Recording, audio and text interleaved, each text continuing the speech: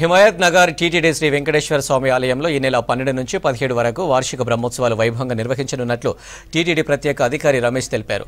బ్రహ్మోత్సవాలకు సంబంధించిన వాల్ పోస్టర్ను ఆవిష్కరించారు. 12న సాయంత్రం అంకురార్పణతో ఉత్సవాలు ప్రారంభమవుతాయన్నారు. 17న రాత్రి ధ్వజారోహణంతో బ్రహ్మోత్సవాలు ముగుస్తాయని తెలిపారు. తిరుమల తరహాలో ప్రతిరోజు ఆధ్యాత్మిక, భక్తి, సంగీత, సాంస్కృతిక కార్యక్రమాలు ఉంటాయన్నారు రమేష్. ధ్వజారోహణం 13వ తారీఖు, స్నపన తిరుమంజనం 14,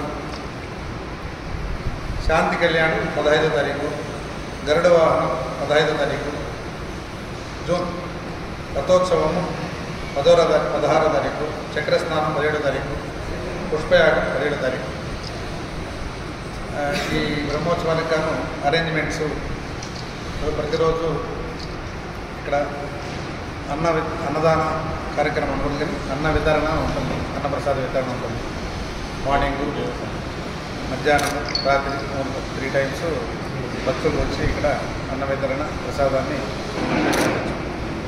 తిరుపతి నుంచి లడ్డు ప్రసాదం వస్తుంది.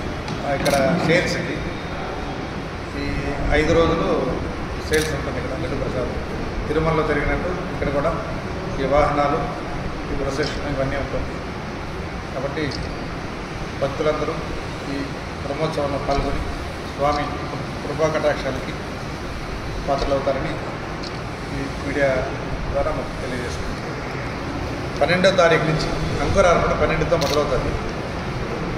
పుష్పయాగము 17వ తారీఖుతో పరిసమాప్తం.